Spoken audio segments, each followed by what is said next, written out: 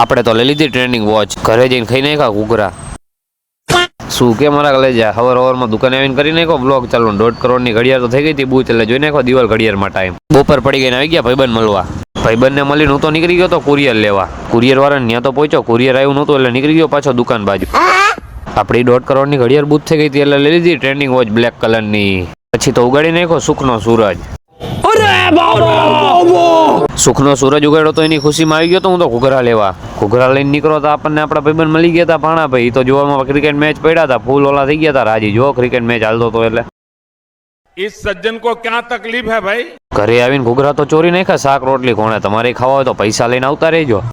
हमारे यहाँ ऐसा ही होता है.